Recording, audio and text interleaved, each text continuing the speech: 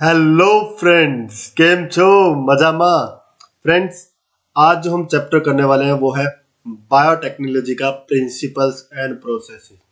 तो इसके अंदर हम टोटली एनसीईआरटी कवर करेंगे और मैं आपको बताऊंगा कि क्वेश्चंस किस तरीके के बनते हैं। आपको बहुत ध्यान से समझना है ये चैप्टर, ताकि आपका लाइन टू लाइन पूरा एनसीईआरटी क्लियर हो जाए। ठीक है friends, line to line, word to word, हर एक चीज मैं इस चैप्टर में आपको बताने वाला हूँ। तो ध्यान से समझना इस चैप्टर को कि क्या चीज कैसे होती है। तो चैप्टर का नाम क्या है? Biotechnology principles and processes.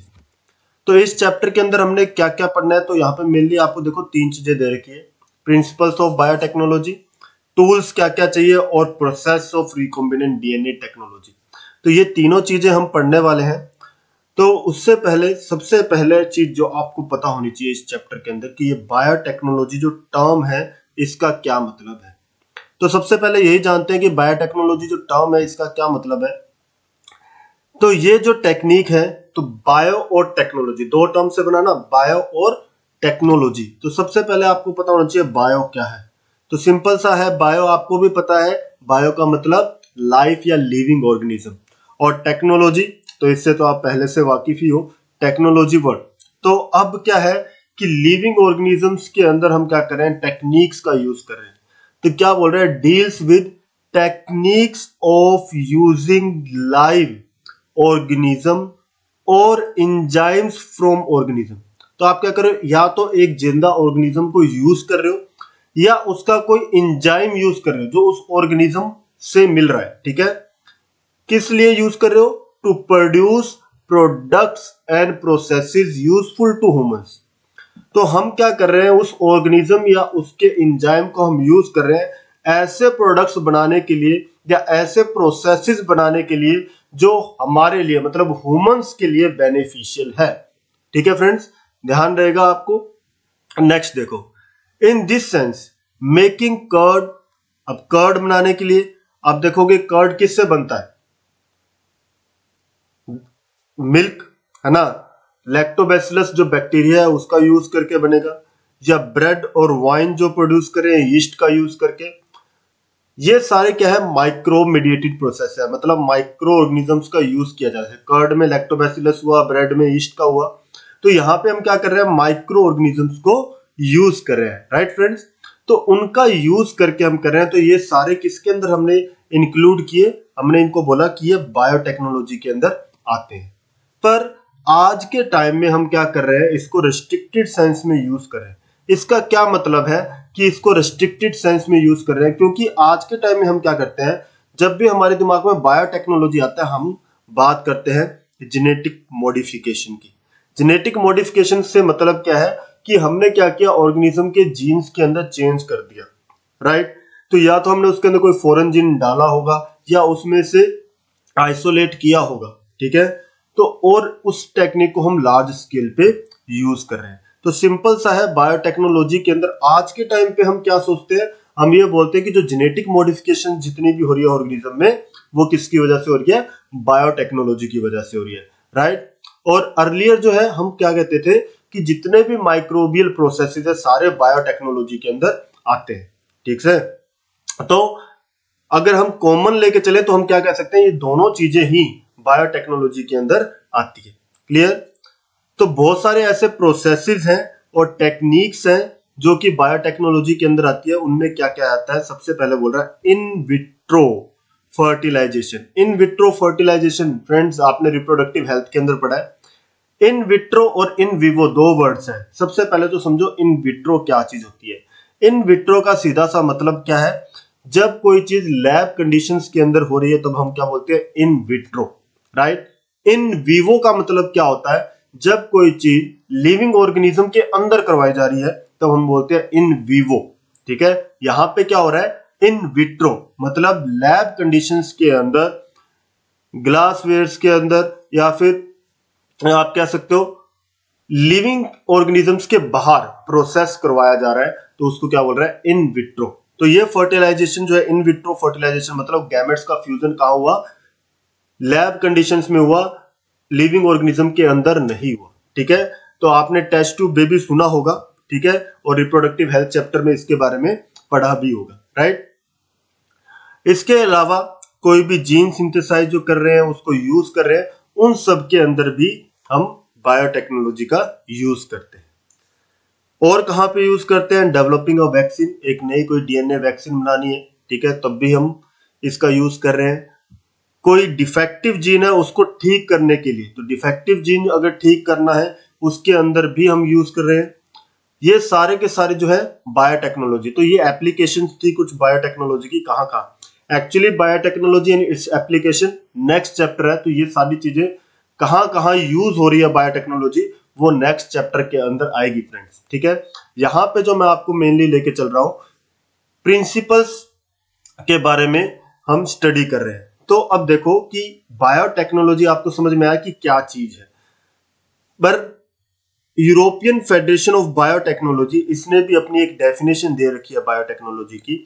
ये कैसे डिफाइन करता है? ये क्या कहता है कि इसने दोनों ट्रेडिशनल व्यू है और जो मॉडर्न व्यू है, मतलब जो ट्रेडिशनल मतलब जो पहले से चलता रहा है, जिसके अंदर हम क्या कहते हैं, तो माइक्रो ऑर्गेनिजम्स जो है वो सारे इन्वॉल्व हैं, उनको यूज करके कोई प्रोसेस हो रहा है। और मॉडर्न एप्लीकेशन क्या बोलती है? जिसके अंदर हम जीनेटिक मेकअप चेंज कर रहे हैं, जीन्स के अंदर चेंज लेके आ रहे हैं, जेनेटिक मेकअप के अंदर चेंज लेके आ रहे हैं। तो वो पूरा प्रोसेस मॉडर्न मॉलिक्यूलर बायोटेक्नोलॉजी में इंक्लूड किया जाता है। तो ये जो डेफिनेशन दी गई यूरोपियन फेडरेशन ऑफ बायोटेक्नोलॉजी के अंदर, इन्होंने दोनों चीजों को इंक्लूड करके बोला। देखो क्या बोला उसने, the integration of natural science. Natural science मतलब क्या है? जो नेचुरल तरीके से माइक्रो ऑर्गेनिज्म अपना काम कर रहे हैं या फिर कोई दूसरा ऑर्गेनिज्म अपना काम कर रहा है, उसके नेचुरल प्रोसेसेस को हम यूज करें। एंड ऑर्गेनिजम्स, ठीक है, सेल्स, तो हम क्या इसके अंदर ऑर्गेनिजम्स को यूज करते हैं या उसके सेल को या फिर उसके कोई पार्ट को भी यूज कर सकते हैं। And molecular analogues, molecular analogues क्या होते हैं? उन्हीं के जैसे कोई स्ट्रक्चर को यूज कर रहे हैं, ठीक है। किसके लिए यूज कर रहे हैं? वो प्रोडक्ट्स एंड सर्विसेज, तो उनसे कोई ना कोई प्रोडक्ट बनाएंगे या उसका किसी चीज में यूज करेंगे, ठीक है।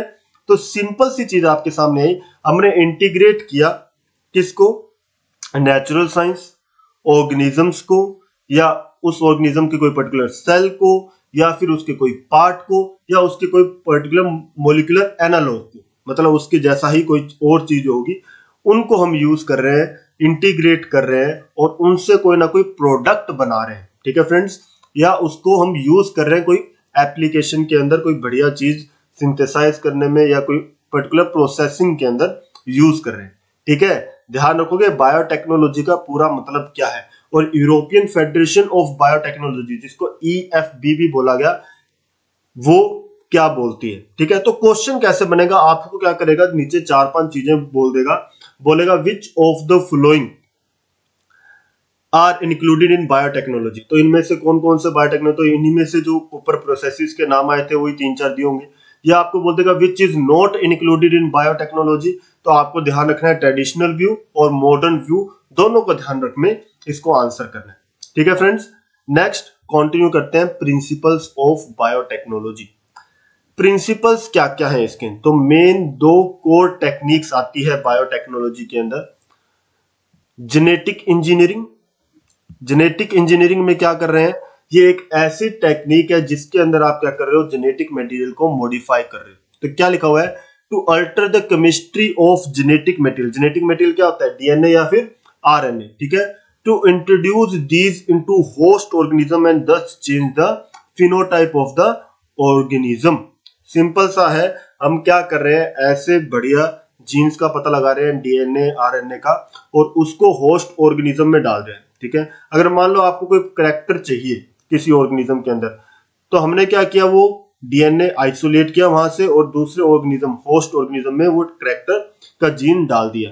अब वो जीन जिस ऑर्गेनिज्म में डाला वो वहां पे एक्सप्रेस हो जाए, ठीक है, वो एक्सप्रेस होके अपना एक्सप्रेशन देगा, तो उसका फिनोटाइप आएगा। फिनोटाइप मतलब जो एक्सटर्नल अपीयरेंस हो रही है, बाहर जो एक्सप्रेस हो रहा है, ठीक है, तो वो चीज वहां पे आएगी। Okay friends, getting my point कि क्या बोल रहे हैं, to introduce these into host organism, वो डीएनए को होस्ट ऑर्गेनिज्म के अंदर डाला जिसका एक्सप्रेशन उस ऑर्गेनिज्म के अंदर आया। तो ये पूरा क्या है, जेनेटिक इंजीनियरिंग। देखो नाम से पता लग रहा है जीन्स की इंजीनियरिंग कर रहे हैं, जीन्स को काट रहे हैं, डिजायर्ड जीन को आपस में जोड़ रहे हैं और ऑर्गेनिज्म के अंदर एक्सप्रेस करवा रहे हैं। ठीक है, तो क्लियरली आपके सामने ये चीज आ रही है। नेक्स्ट बोल रहा है बायो प्रोसेस इंजीनियरिंग। तो बायो प्रोसेस इंजीनियरिंग में क्या बोल रहा है, maintenance of sterile. Sterile word का मतलब क्या है, स्टीराइल वर्ड का मतलब है माइक्रो ऑर्गेनिजम्स वहां पे नहीं होने चाहिए, मतलब कोई भी तरह की लाइफ फॉर्म जो हो रही है उसको खत्म कर देगा। स्टीराइल कंडीशन क्या होती है, जहां पे कोई माइक्रो ऑर्गेनिज्म ग्रो नहीं कर रहा। ठीक है, एक तरह से कोई लाइफ फॉर्म वहां पे नहीं है।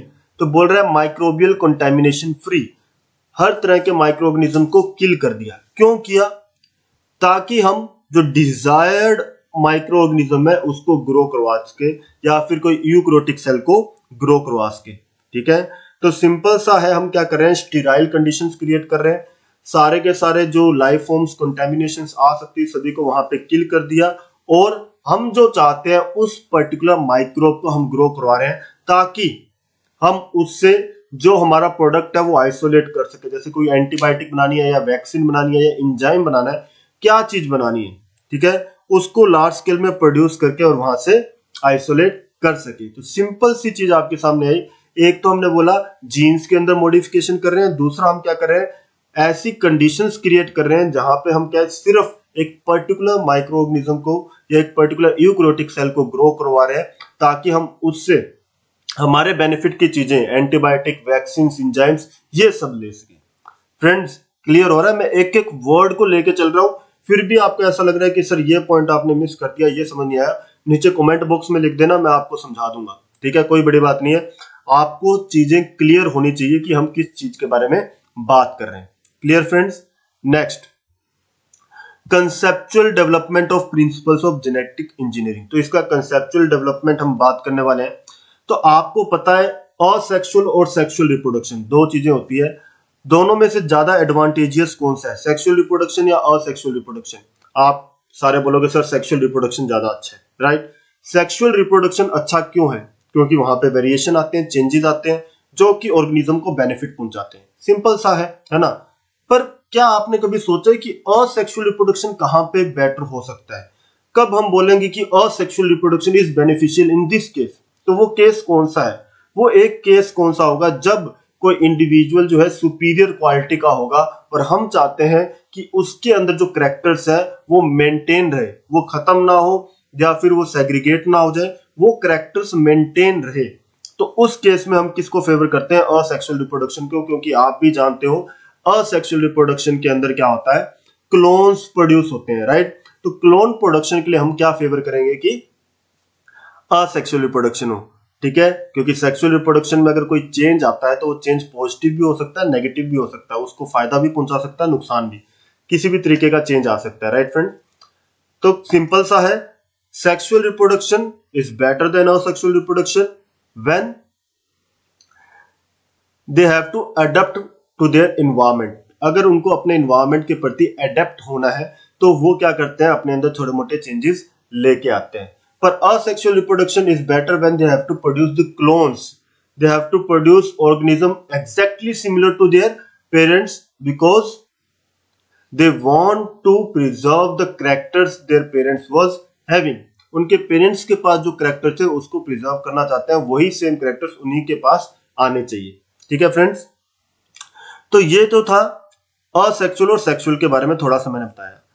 अब बोल रहा क्या है, ट्रेडिशनल हाइब्रिडाइजेशन प्रोसीजर जो है वो पहले यूज किए जाते थे एनिमल और प्लांट ब्रीडिंग के अंदर। तो ट्रेडिशनल हाइब्रिडाइजेशन टेक्निक्स के अंदर क्या होता है, हम क्या करते थे, प्लांट्स जो दो वैरायटी के प्लांट होंगे, हम सोचते थे कि यार इसके जो है, जैसे अगर शुगर केन की बात करूं, एक हमने गन्ना ऐसा ले लिया जिसके अंदर शुगर कंटेंट बहुत ज्यादा है, और एक हमने ऐसा गन्ने का प्लांट ले रहे हैं, शुगर केन का प्लांट, जो कि ड्रोट रेसिस्टेंट है, ठीक है, और बहुत बढ़िया से ग्रो करता है। ठीक है, तो अब आपके पास दो कैरेक्टर आपने देख लिए। अब हम चाहते हैं कि किसी एक प्लांट के अंदर दोनों कैरेक्टर आ जाए। एक तो हम चाहते हैं कि उसका शुगर की जो क्वालिटी है वो भी आ जाए, और दूसरा कि वो जो हर एनवायरनमेंट में ग्रो कर सकता है ऐसा आ जाए जीन्स। तो हमने क्या किया, दोनों को हाइब्रिडाइज करवा दिया, हमने दोनों के बीच में क्रॉसिंग करवा दी। प्रिंसिपल्स ऑफ इनहेरिटेंस में आपने पढ़ी है ना क्रॉसिंग। तो हमने क्या किया, दोनों के अंदर क्रॉसिंग करवा दी। उसके बाद हम देख रहे हैं कि जीन्स जो है न्यू इंडिविजुअल के अंदर, न्यू जो शुगर केन प्लांट है उसके अंदर ट्रांसफर हुए, पर उन जीन्स के साथ बहुत सारे एक्स्ट्रा जीन्स भी चले जाते हैं। अनडिजायरेबल जीन्स भी उनके साथ आ जाते हैं। हमेशा ऐसा नहीं होता कि जब भी एनिमल या प्लांट की ब्रीडिंग करवाई तो हमेशा यूजफुल जीन्स ही आएंगे। यूजफुल के साथ साथ कुछ अनडिजायरेबल जीन्स जो आप नहीं चाहते वो भी ट्रांसफर हो रहे हैं। ठीक है, यही यहां पे बोल रहा है undesirable genes along with desired genes. Desired जो हम चाहते हैं उन जीन्स के साथ कुछ अनडिजायरेबल जीन्स भी ट्रांसफर हो रहे हैं। ठीक है, अब यहां पे हमारा काम क्या है कि जो ट्रेडिशनल हाइब्रिडाइजेशन से थोड़ा अलग जाए, क्योंकि यहां पे हम क्या कर रहे हैं रिकॉम्बिनेंट डीएनए टेक्नोलॉजी के अंदर जो बायोटेक्नोलॉजी है इसके अंदर हम क्या कर रहे हैं पर्टिकुलर जीन्स को ही इंसर्ट कर रहे हैं। वो अनडिजायरेबल जीन्स हम नहीं चाहते आए, इसलिए हमने क्या किया ये एक टेक्निक बनाई है जिसके अंदर हम एक पर्टिकुलर जीन्स को लेते हैं और उसी को डीएनए में इंसर्ट करते हैं। तो जब एक डीएनए के अंदर कोई फॉरेन जीन इंसर्ट कर देते हैं तो उस पर्टिकुलर डीएनए को हम क्या बोलते हैं रिकॉम्बिनेंट डीएनए। ठीक है फ्रेंड्स, ध्यान रखोगे रिकॉम्बिनेंट डीएनए कौन सा है, ऐसा डीएनए जिसके अंदर हमने फॉरेन जीन इंसर्ट किए हैं, जो हम चाहते थे वही पर्टिकुलर जीन हमने इंसर्ट किया है, तो उस पर्टिकुलर डीएनए को क्या बोल दोगे रिकॉम्बिनेंट डीएनए। ठीक है, अब और क्या आएगा इसके अंदर जेनेटिक इंजीनियरिंग के अंदर use of gene cloning. Gene cloning का मतलब क्या होता है उसकी कॉपी बनाना। सिंपल सा है कि उसको रेप्लिकेट करके उसकी कॉपी बनानी है बहुत सारी। और जीन ट्रांसफर मतलब कि पर्टिकुलर होस्ट के अंदर उसको ट्रांसफर करेंगे जीन्स के अंदर जहां पे वो एक्सप्रेस होगा। ठीक है, तो इस टेक्निक के जरिए जो हमारे पास लिमिटेशन थी ट्रेडिशनल हाइब्रिडाइजेशन में, क्या लिमिटेशन थी कि अनडिजायरेबल जीन्स आ रहे थे, उस लिमिटेशन को हमने खत्म कर दिया रिकॉम्बिनेंट डीएनए टेक्नोलॉजी से। Okay friends, getting my points, क्योंकि मैं आपको एक एक पॉइंट क्लियर कर रहा हूं तो मेरे ख्याल से आपको पूरा क्लियर होना चाहिए मैं किस बारे में बात कर रहा हूं। ठीक है, अब जो नेक्स्ट आ रहा है, Do you know the fate of piece of DNA which is somehow transferred into an alien organism? अब क्या बोल रहा है कि अगर मान लो आपने कोई पीस ऑफ डीएनए था जो रिक्वायर्ड था वो आपने किसी एक ऑर्गेनिज्म के अंदर ट्रांसफर कर दिया, तो जिस ऑर्गेनिज्म में वो ट्रांसफर किया अब उसका होगा क्या कि आपने एक जीन लिया आपने दूसरे ऑर्गेनिज्म के अंदर डाल दिया, अब वो उसके अंदर चला गया जीन, अब उस जीन का क्या होगा, फेट का मतलब उसका फ्यूचर क्या है, मतलब वहां पे क्या करेगा वो। तो सिंपल सी बात है हम चाहते हैं कि वो एक्सप्रेस हो, राइट, वो वहां पे मल्टीप्लाई करे और एक्सप्रेस हो। पर क्या सिर्फ उसको सेल के अंदर डाल देने से वो रेप्लिकेट कर जाएगा, ऐसा नहीं होता। अगर वो चाहते हैं कि वो उसके अंदर एक्सप्रेस हो, एक्सप्रेस होने के लिए उसको होस्ट के जीनोम के साथ अटैच होना होगा, मतलब जो उसका मेन क्रोमोसोम है उसके साथ अटैच होना होगा। तो लिखा हुआ है integrated into the genome of the recipient. जो सेल के अंदर आप वो डाल रहे हो एलियन जीन या फिर फॉरेन जीन, वो उसके मेन जो क्रोमोसोम है उसके साथ अटैच होना चाहिए ताकि वो नेक्स्ट जनरेशन में इनहेरिट हो सके, वो अपनी कॉपी बना सके। पर वो कॉपी बनाने के लिए एक बहुत इंपॉर्टेंट चीज चाहिए। वो चीज क्या चीज है, वो है ओरिजिन ऑफ रेप्लिकेशन। जिसके अंदर ये ओरिजिन ऑफ रेप्लिकेशन होगा वही सिर्फ रेप्लिकेशन कर पाएगा, क्योंकि आपने पढ़ा है मॉलिक्यूलर बेसिस ऑफ इनहेरिटेंस में डीएनए रेप्लिकेशन का पूरा प्रोसेस आप पढ़ के आए हो, राइट। तो डीएनए रेप्लिकेशन के अंदर हम क्या बोलते हैं कि ओराई जीन्स, ओराई जीन्स जिसके पास प्रेजेंट होते हैं वहीं से प्रोसेस रेप्लिकेशन का शुरू होता है, राइट। तो रेप्लिकेशन का प्रोसेस जो वहां से शुरू होना है, तो सिंपल सी बात है उसके अंदर ओरिजिन ऑफ रेप्लिकेशन जो डीएनए का सीक्वेंस है वो प्रेजेंट होना चाहिए, तभी तो वो रेप्लिकेट कर पाएगा। तो सिंपल सा है, हमें जो जीन फॉरेन जीन इंसर्ट करना है ऐसे डीएनए में इंसर्ट करेंगे जिसके पास ओराई जीन्स है जो कि खुद सेल्फ रेप्लिकेट हो सकता है, तभी तो उसकी कॉपीज बन के आएगी। सिंपल, ध्यान रहेगा।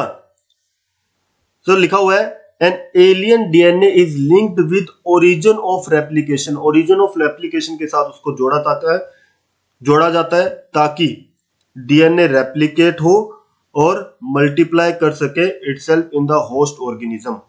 वो रेप्लिकेट हो और होस्ट ऑर्गेनिज्म के अंदर मल्टीप्लाई कर सके। ठीक है, इसी को क्या बोला जाता है, क्लोनिंग। तो क्लोनिंग मैंने आपको बताया था सिंपल सा कि कोई जो फॉरेन जीन है जो इंसर्ट किया उसी के क्या है डीएनए अपनी मल्टीपल कॉपीज बना रहा है, अपने को रेप्लिकेट कर रहा है, तो उसी प्रोसेस को हम क्या बोलते हैं, क्लोनिंग। ठीक है, तो डीएनए रेप्लिकेशन करके जो अपनी कॉपीज बना रहा है इसी को हमने क्या बोल दिया, क्लोनिंग। Simple, right. अब बात आती है कि फर्स्ट रिकॉम्बिनेंट डीएनए कौन सा था, किसने बनाया फर्स्ट रिकॉम्बिनेंट डीएनए। तो फर्स्ट रिकॉम्बिनेंट डीएनए कहां से आया था, तो वो बनाया गया था एक प्लाज्मिड से।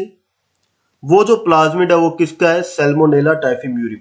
तो सबसे पहले आपको बता दूं प्लाज्मिड क्या चीज होती है। प्लाज्मिड का सिंपल सा मतलब है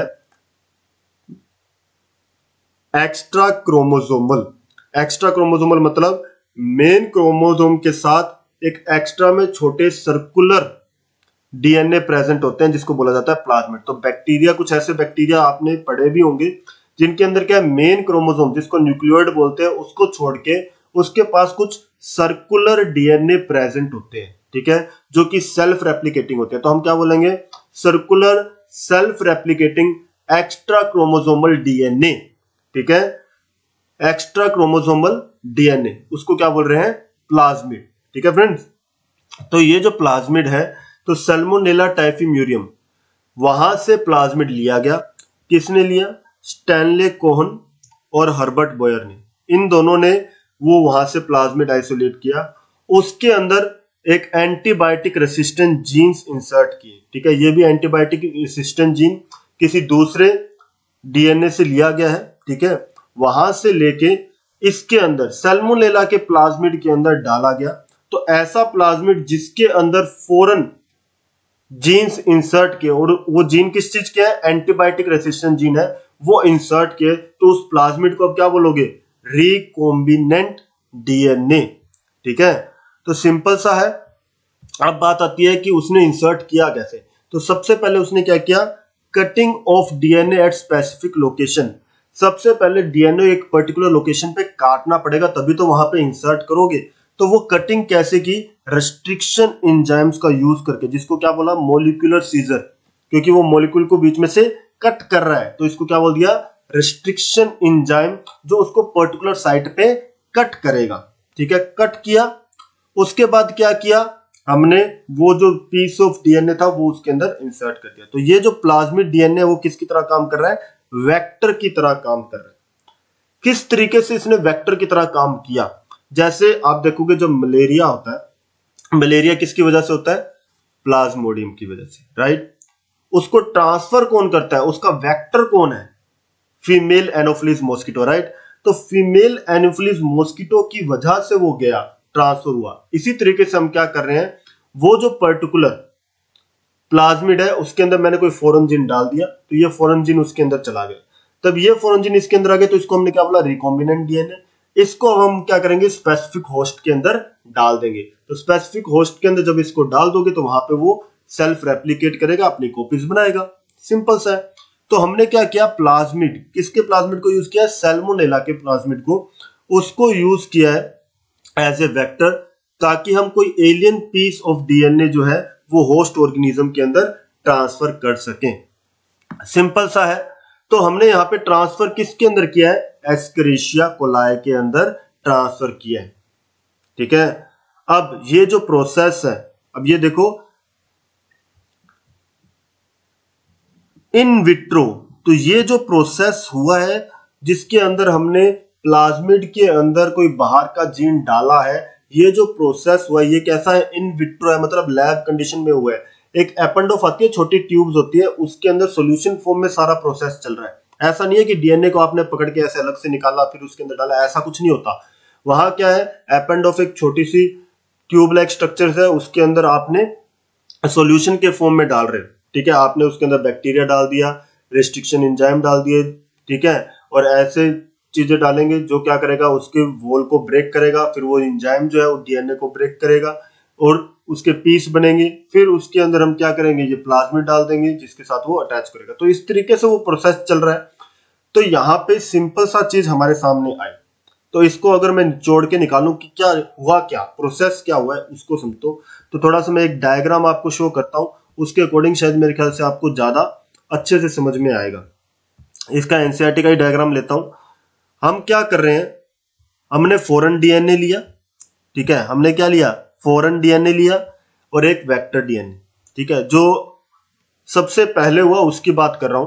तो ये जो वेक्टर हमने लिया है, ये किसका लिया, सैल्मोनेला का, ध्यान रखना सैल्मोनेला का। और यहाँ पे जो फॉरेन डीएनए लिख रहे हैं तो हमें कौन सा है, रेसिस्टेंस जीन्स इसके अंदर प्रेजेंट, ठीक है। अब क्या करना है, हम सेम रेस्ट्रिक्शन एंजाइम को यूज करेंगे, ठीक है, और इसके अंदर डालेंगे। तो इसको सबसे पहले सेम रेस्ट्रिक्शन एंजाइम ब्रेक करेगा, ये टुकड़े बन गए। इसको भी सेम रेस्ट्रिक्शन एंजाइम ने ब्रेक किया, बीच में से ये ब्रेक हो गया, ठीक है। अब ये जो पीस बन के आया है, इस पीस को आप क्या कर रहे हो, इसके अंदर इंसर्ट कर दिया। यहां आप देख रहे हो ये इंसर्ट हो चुका है। तो ये क्या हुआ, पीस ऑफ डीएनए, ये जो फॉरेन जीन था इसको हमने इस वेक्टर के अंदर इंसर्ट कर दिया। और एंजाइम जो इसको जोड़ रहा है वो कौन सा है, लाइगेज एंजाइम इसको जोड़ने में हेल्प कर रहा है। सिंपल है। तो ये जो फॉरेन जीन था मैंने एक वेक्टर के अंदर जोड़ दिया, जिसको हमने क्या बोला, रिकॉम्बिनेंट डीएनए। अब ये जो प्लाज्मिड है इसको हम ट्रांसमिट कर देंगे ई कोलाई बैक्टीरिया के अंदर। तो ये ई कोलाई बैक्टीरिया के अंदर चला गया यहां से, ठीक है। अब ये ई कोलाई जो बैक्टीरिया है वो उसके अंदर रेप्लिकेट करेगा और ई कोलाई अपने जैसे और ई कोलाई बैक्टीरिया बनाता जाएगा, तो सभी के अंदर ये जीन ट्रांसफर होता रहेगा। तो सिंपल टेक्निक के अंदर हमने क्या समझा कि फॉरेन डीएनए और वेक्टर जो है इन दोनों को तोड़ने के लिए हमें सेम रेस्ट्रिक्शन एंजाइम का यूज करना है, ठीक है, ताकि सेम तरह के एंड्स बने, ताकि ये जो जीन निकल के आएगा उसको इजीली इसके साथ जोड़ा जा सके। तो यहाँ पे हमने इसको जोड़ दिया। जोड़ने के बाद उसको ट्रांसफॉर्म कर देंगे ई कोलाई के अंदर, ई कोलाई के अंदर चला गया, वहां पे वो सेल्फ रेप्लिकेटिंग है, अपने आप काम करेगा। तो ध्यान रखने वाली चीज, ये वेक्टर किसका लिया, सैल्मोनेला का, ठीक है, जिसके अंदर रेसिस्टेंट जीन डाले गए। और होस्ट कौन सा था, एस्क्रेशिया कोलाई, जिसके अंदर ट्रांसफर किया गया, ठीक है फ्रेंड्स, ध्यान रहेगा आपको। चलो बैक अपने जो टॉपिक चल रहे थे उसी के ऊपर आ जाते हैं कि कहां पे थे हम। तो सिंपल हमने देखा यहां पे कि इस डीएनए को ट्रांसफर कहां गया गया, एस्क्रेशिया कोलाई के अंदर ट्रांसफर किया गया, राइट। एस्क्रेशिया कोलाई सैल्मोनेला के जैसा ही होता है, ठीक है। अब क्या होगा, एस्क्रेशिया कोलाई के अंदर उसने मल्टीपल कॉपीज बनाई, एंटीबायोटिक रेसिस्टेंस उसके अंदर आ गया, ठीक है। सिंपल सी चीज समझ में आई कि जो ई कोलाई था वो पहले रेसिस्टेंट नहीं था, अब एंटीबायोटिक रेसिस्टेंस उसके अंदर आ गई ये जीन ट्रांसफर करने के बाद। क्लियर फ्रेंड्स, तो इजीली आपको समझ में आया। तो आपसे क्वेश्चन क्या पूछेगा कि ये technique first recombinant DNA technology किसने कंस्ट्रक्ट किया था, first recombinant DNA Stanley Cohen ने, हर्बर्ट बोयर ने सबसे पहले कंस्ट्रक्ट किया था। प्लाज्मिड किसका लिया था, सैल्मोनेला का यूज किया था, कौन से ईयर में, 1972 के अंदर किया था, ठीक है। और होस्ट कौन था, किसके अंदर रेसिस्टेंट जीन ट्रांसफर किए थे, एस्क्रेशिया कोलाई के अंदर किए थे, राइट। अब बात करें तीन बेसिक स्टेप्स क्या है जेनेटिक मॉडिफाइड ऑर्गेनिज्म बनाने के, ठीक है।